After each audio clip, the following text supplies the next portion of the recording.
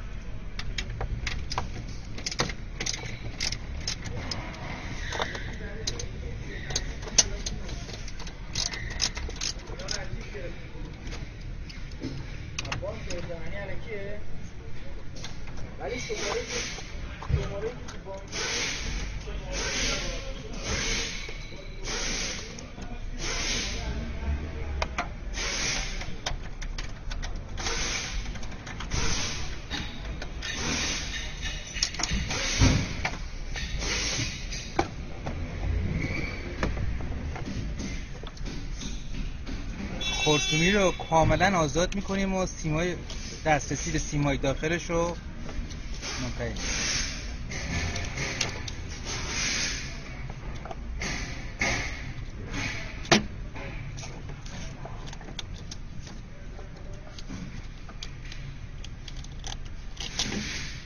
خرطومی رو کاملا جدا میکنیم.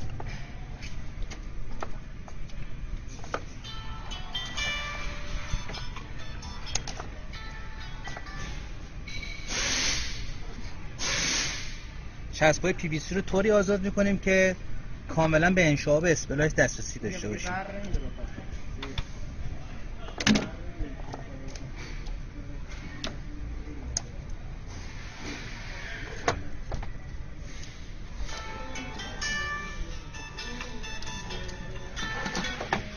لازم به ذکری که از استفاده از ابزارهای نوک‌تیز و برنده برای این موضوع توصیه نمیشه.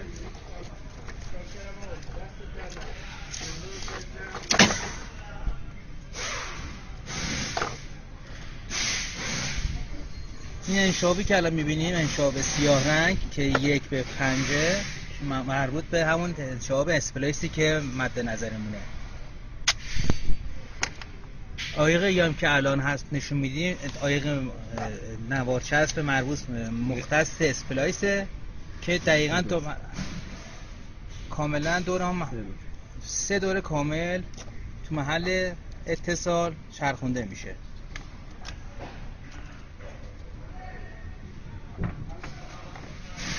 تمام. دوباره همین سیکل رو دوباره به حالت اول برمیگردونیم. چسب پی وی سی. چسب پی وی سی دوباره مجدداً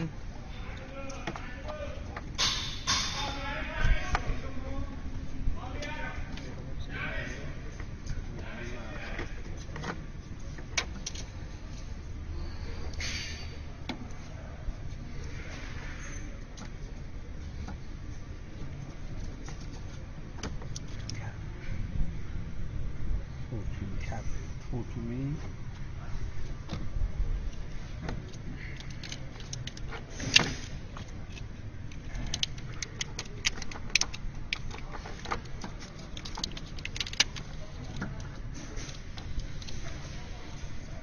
در دو سر و ابتدا و انتهای خرطومی با چسب پی وی سی خرطومی رو مهار میکنیم.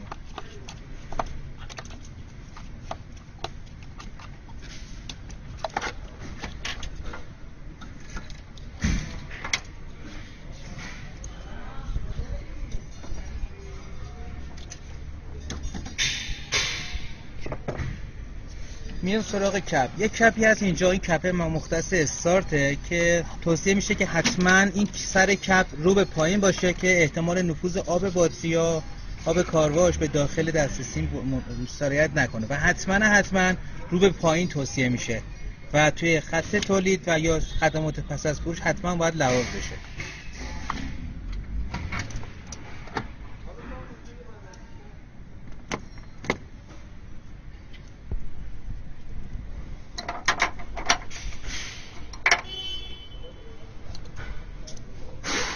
مجددا فیوز باکس رو به حالت اول موقعیت خودش میبندیم.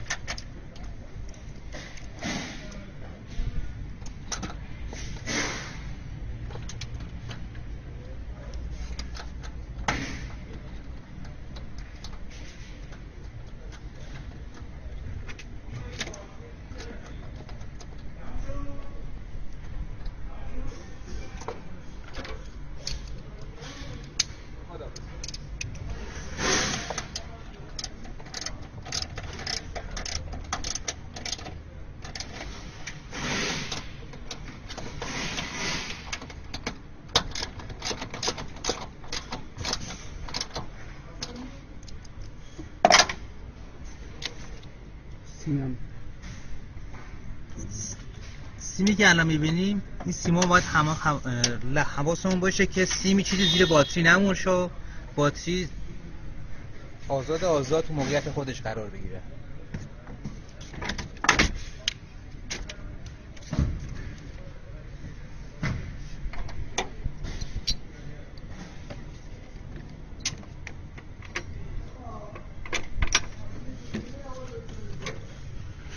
بسته نگه دارنده باتری مجددا سر جاش قرار میدیم و با آسا ست میکنیم.